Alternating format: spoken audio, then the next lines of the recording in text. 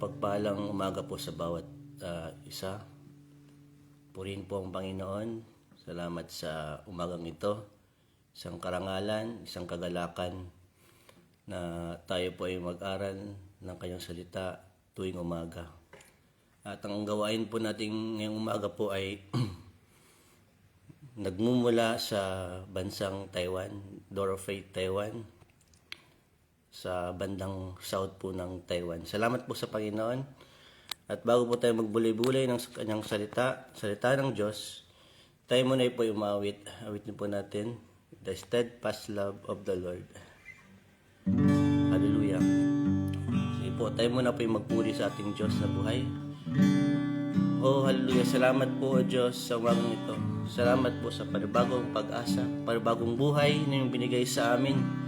Salamat, O Diyos, na gumising kami nang meron pong kagalakan sa puso. Salamat po, O Diyos. Hallelujah. The steadfast love of the Lord never ceases. His mercies never come to an end. They are new every morning, new every morning. Great is thy faithfulness, O Lord. Great is thy faithfulness. Minsan pa po, the steadfast love of the Lord. The steadfast love of the Lord never ceases. His mercies never come to an end. They are new every morning, new every morning. Great is thy faithfulness, O Lord. Great is thy faithfulness. The steadfast love of the Lord. The steadfast love of the Lord never ceases. His mercies never come to an end. They are new every morning, new every morning. Great is thy faithfulness, O Lord. Great is thy faithfulness. Minsan pa po, the steadfast love of the Lord. The steadfast love of the Lord never ceases. His mercies never come to an end. They are new every morning, new every morning. Great is thy faithfulness, O Lord. Great is thy faithfulness. They are new every morning. They are new every morning, new every morning. Great is thy faithfulness, O Lord. Great is thy faithfulness. Great is thy faithfulness. Hallelujah. Great is thy faithfulness. Great is thy faithfulness. Hallelujah. Great is thy faithfulness. Hallelujah. Tayo may magpuri sa ating Diyos na buhay. Salamat po, Diyos, dahil sa iyong katapatan.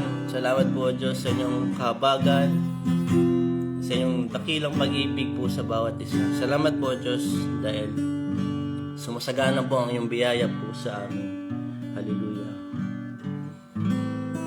Panginoon, tulungan niyo po kami sa umagang ito, sa pag-aaral ng iyong mga salita.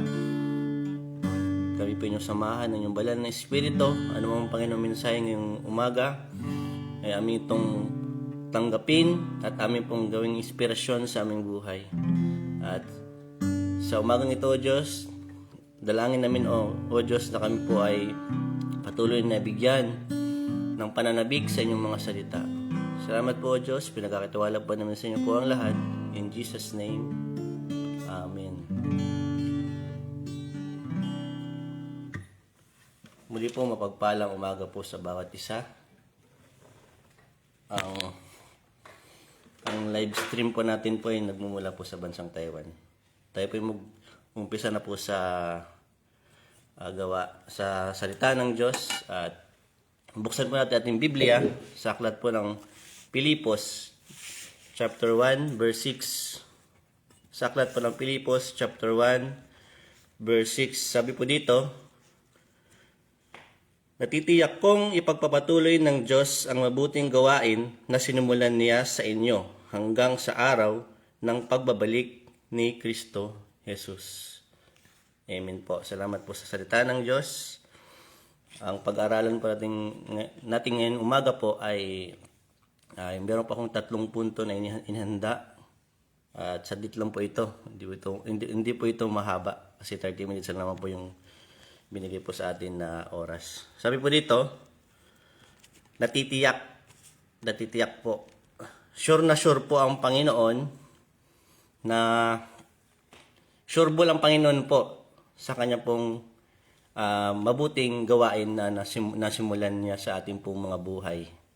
At sa pamamagitan po ng kanyang mga salita na ating pong pinagbubulay-bulayan, nakikita po natin ito po yung nababasa natin sa kanyang mga aklat na lahat ng kanyang sinulat ay sigurado na matutupad sa bawat isa o sa mangyayari pa in the future, no? Ganyan po makapangyarihan ang salita ng Diyos, no? Hindi pa tayo pinanganak ay nandiyan na po, no? Tapos na sa Panginoon ang pangyayari. Kaya ganun po makapangyarihan ang salita ng Diyos. May 3 punto po ako na inihanda dito. Una po, ang Panginoon po natin po ay faithful and true. Pangalawa, ang Panginoon po natin po, the author and finisher of our faith. At pangatlo, ang Panginoon po natin po ay the Alpha and the Omega. Amen po ba? Buksan po natin ang ating Biblia sa aklat ng Pahayag chapter 19.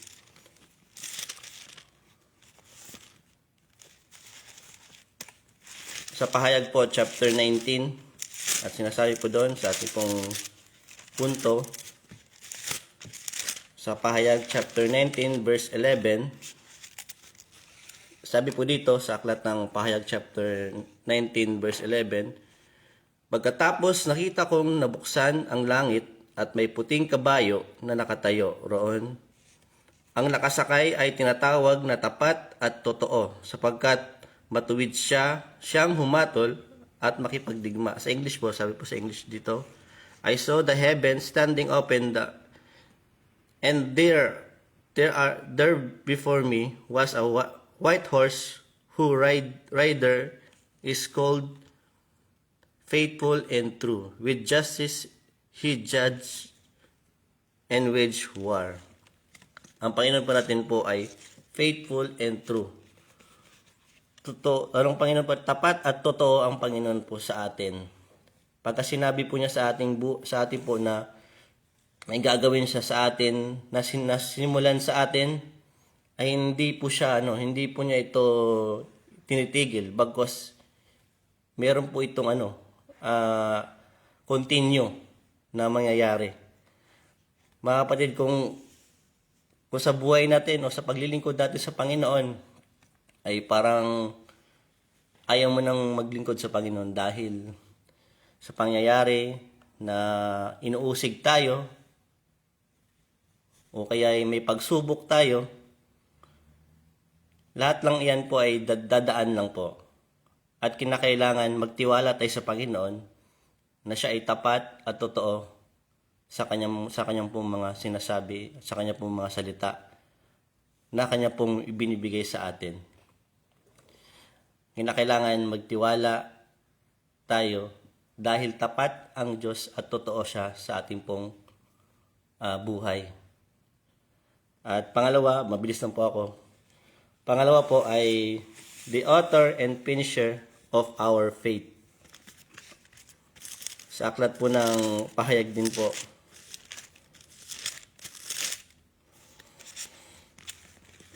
Sa aklat ng Revelation o Pahayag, chapter 1, verse 8. Sabi po dito, ang Panginoon ay sa ano pala? Sa Hebreo po. Hebreo. Sorry po. Sa aklat po ng Hebreo, chapter 12, verse 2. Sabi po dito, ituon natin ang ating paningin kay Jesus na siyang sandigan ng pananampalataya natin mula sa simula hanggang sa katapusan. Tiniis niya ang paghihirap sa krus at hindi niya ito ikinahiya dahil iniisip niya ang kaligayahang naghihintay sa kanya at ngayon nga ay nakaupo na siya sa kanan ng trono ng Diyos. Amen po. Ang ating Panginoon po ay the author and finisher of our faith. Na siya pa nung pinagmumulan po na ating pananampalataya. Nung una tayong nananampalataya sa Panginoon, ay tayo po ay meron pong yung unang pananampalataya natin po ay mainit. Kaya po yung unang pananampalataya. Ngayon po, pag nawala na pong ang ating pananampalataya sa Diyos o kaya ay unti-unting nawawala, ituon natin ating mata sa ating Panginoon. Fixing our eyes on Jesus, looking unto Jesus, the author and the finisher of our faith. No, kung sa tagpo ng buhay natin o sa ating pong pananampalataya ay nawala na tayo ng pananampalataya, ang pinagmumulan po ng ating pananampalataya ay ang ating Panginoon Jesucristo. Kaya patuloy natin ituon ang ating pong mga mata doon sa author and finisher of our faith. At huwag po tayo mawala ng pag-asa. Lalo po sa mundong ito na alam natin na pasama ng pasama. Ang ibang tao ay sinasabi nila pabuti ng pabuti. Hindi po, pasama ng pasama itong mundong ito. Kaya mas maigi ng ating pong mga mata ay nakatuon doon sa Panginoon Jesucristo, sa ating pong tagapagligtas. Kasi kapag nakatuon ang ating pong mga mata sa mga bagay o sa mga paligid sa mundong ito, talagang matutukso tayo. No? Marami namang tukso na tinutokso tayo, pero wag po tayong magpadala doon sa ating nakikita na parang matutukso na tayo. Kundi, lagi natin ituon doon sa ating pong tagapagligtas. Pinapanggaling ang ating pong the beginning of our faith. Nung pinanggalingan po ng ating pananampalataya, doon lang po tayo tumingin. Huwag na po tayo tumingin kung saan-saan pa. Dahil kapag tayo po ay nakatuon na doon sa ibang direksyon, ay mapapahamak po tayo. Masalamat po sa Panginoon dahil alam ng Panginoon kung hanggang saan po ang ating limit, hanggang saan lang ating makakaya. At ipagkatiwala natin sa Panginoon kung ano man ang kaya nang gawin sa buhay natin. Masalamat po sa Panginoon. At sa pangatlong punto po, mabilis lang po ako. Sa pangatlong punto, siya ang the Alpha and the Omega. Sa Pahayag chapter 1 verse 8,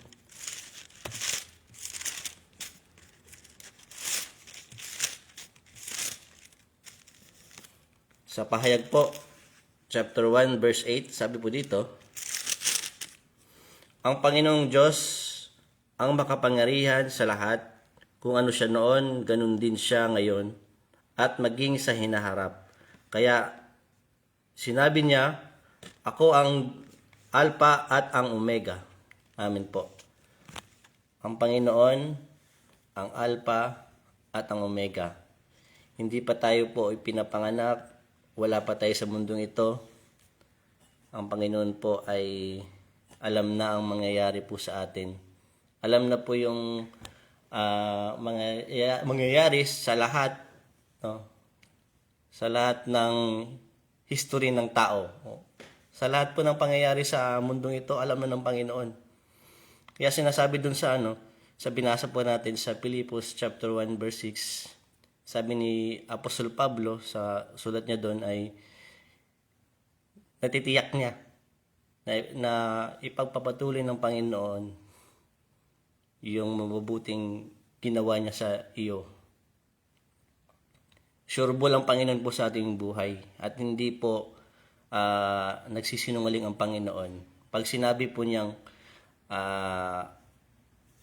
sure, masigit pa sa sureball yun. Masigit pa sa sureball ang sinasabi ng Panginoon. Dahil alam na niya, kumbaga, tapos sa Kanya. Sa atin ngayon ay naranasan pa lang natin ngayon, di ba po? Puro sa Kanya, tapos ng lahat. Kaya siya tinatawag na Alpha in the Omega. Alam ng Panginoon ang lahat, tapos na po ang mangyayari. Pero sa kasalukuyan sa atin po ay dumadaan pa tayo sa ganito. Kaya sinasabi din ni Apostol Pablo, tiyak ang Panginoon sa atin. Tiyak na tiyak. Kahit sa panahon po ni Enoch, si Enoch po, sa panahon pa siya ng sa Genesis pa siya, sa ikapitong henerasyon mula kay Adan, ipinahayag sa kanya ng Panginoon ang mangyayari in the future. No, ganun po ka-advance ang Panginoon. Kaya kaya sinasabi niya Apostol Pablo, mga kapatid, tiyak ang Panginoon sa atin. Kaya kinakailangan pagpatuloy tayo na panghawakan ng salita ng Diyos at wag na po tayong tumalikod pa. Dahil alam natin, pagka tumalikod po tayo sa Panginoon, ay may kalalagyan talaga ang buhay na ito. No? At hindi biro ang mapunta po tayo sa impyerno. No? Dahil walang hanggang kapahamakan doon. No? Ang ino-offer ng Panginoon po sa atin, buhay na walang hanggan. No? Kaya tinatiyak ng Panginoon po sa bawat isa na tayo po ay sa Kanya po talaga. No? Kaya nga po nagpapadala ang Panginoon ng mga Kanyang lingkod noong unang panahon, mga propeta, ang mga apostol, mga pastor, mga ebanghelista, para may akay po tayo sa Kanya. Pero ang mga tao, binigyan ng Panginoon ng sariling desisyon. May free will na mag-decide kung totoo bang pananampalataya nila sa Panginoon, kung totoo ba silang sumasamba sa Panginoon, totoo silang nananalig sa Panginoon, nagtitiwala ng buong puso. Kaya binigyan tayo ng free will ng Panginoon. Pero mga kapatid, piliin po natin yung katiyakan na naghihintay po sa atin. Nasabi ni Apostol Pablo doon sa Roma 8:18, para sa akin, ang pamumuhay sa buhay na ito hindi may hantulad o hindi may hambing sa napakagandang kalagayan na mapapasa atin balang araw. May naghihintay po sa atin. Kung sa ngayon po ay nagtitiis tayo, kaya ay maraming pang-uusig, maraming pong pagsubok, tiis-tiis lang kasi sabi nga po sa salita ng Diyos, sabi ni Apostol Pablo, hindi po yan matutulad, hindi po may hambing sa napakagandang kalagayan na mapasa atin balang araw. At totoo yung sinasabi ni Apostol Pablo sa kanyang sulat para sa mga taga-Roma na lahat lang talaga ng lahat ng ating paghihirap sa buhay na ito ay kailiit lang, no? Maliit lang buhay, maliit lang din po ang pagsubok, ang mga tiisin dito sa mundo. Kaya sinasabi ni Apostol Pablo sa mga taga-Pilipos na tiyak ang Panginoon po sa ating buhay. Tiyak na tiyak. sigurado siya at hindi nagkakamali ang Panginoon sa bawat isa. At ang Panginoon po ay pinili tayo. Hindi po tayo pinilit ng Panginoon. No? Hindi po tayo pipilitin ng Panginoon. Bagkus pinili tayo ng Panginoon, no? Para makapaglingkod sa Kanya. At ito po isang karangalan. Hindi po ito mayahambing sa kayamanan o kaya kung ano-ano mga offer ng mundong ito. Kundi ito ay hindi ito pwedeng sayangin. Kundi ito ay dapat pahalagahan katulad ng isang ginto o isang alahas na ating pong pinapahalagahan. No? Marami pong tao ang pinapahalagaan ng kayamanan, no, kaysa sa Diyos. Na sinasabi ng Panginoon na tiyak ang ating buhay, no. Secure ang ating buhay sa Panginoon pag tayo po ay nagtitiwala sa Kanya, lubos po ang ating pong pananalig sa Kanya, dahil meron pong nakahanda sa atin na gantimpala. Sa buhay na ito, hindi po tayo lugi, dahil lahat po ng ating pong sakripisyo, lahat po ng ating pagtitiis ay hindi po yan mawalan ng kabuluhan. Meron po yung patutunguhan, dahil ang Panginoon po natin po ay sigurado sa Kanyang ginagawa sa atin. No, hindi pa tayo pinanganak, hindi pa tayo nakakilala sa Panginoon, alam na ng Panginoon mangyari sa atin. Kaya napakapalad po natin na tayo po ay nagagamit po sa gawain ng Panginoon. At para sa atin, ito po yung pinakamahalaga, na tayo po ay nagagamit sa gawain po ng ating Panginoon. Salamat po sa Panginoon. Balik po tayo dun sa text natin sa Pilipos.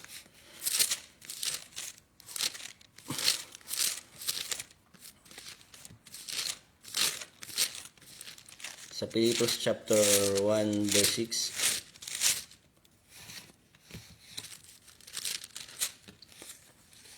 Sabi po dito, natitiyak kong ipagpapatuloy ng Diyos ang mabuting gawain na sinimulan niya sa inyo hanggang sa araw ng pagbabalik ni Kristo Jesus.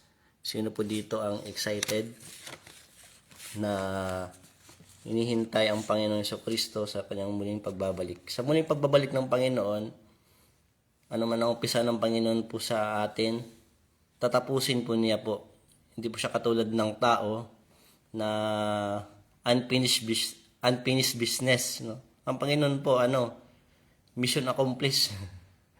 Lahat po sa Panginoon po ay may katapusan po talaga, no? Kasi siya po ang Alpha and the Omega.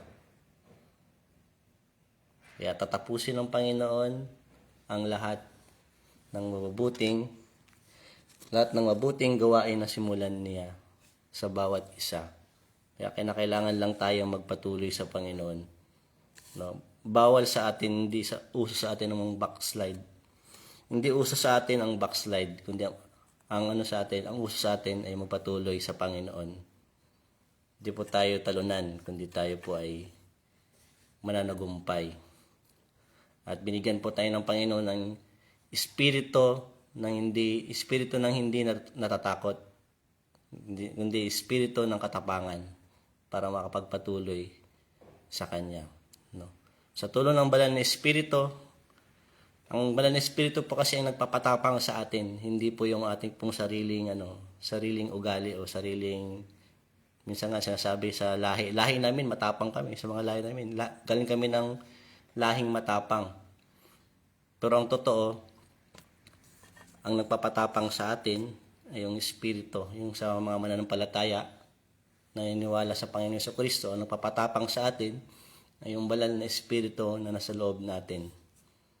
Amen po. Salamat po sa Panginoon sa umagang ito. Hanggang doon lamang po mensahe. At nawa na pagpala kayo ng mensahe na binahagi ngayong umaga. Tayo po ay manalangin. O aming Diyos, kayo po ay banal. Kayo po ay napakadakila at karapat dapat kayong itaas, parangalan.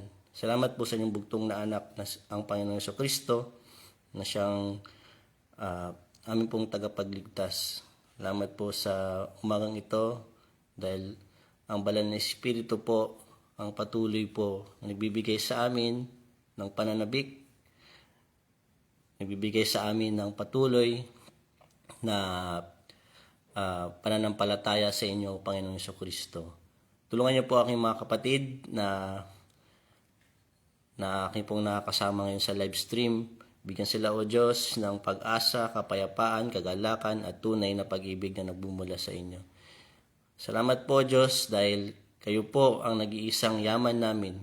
Kayo po ang nagbibigay sa amin ng matuwid na direksyon. Salamat po sa inyo pong lahat ng purit, pagdakila, pagsamba.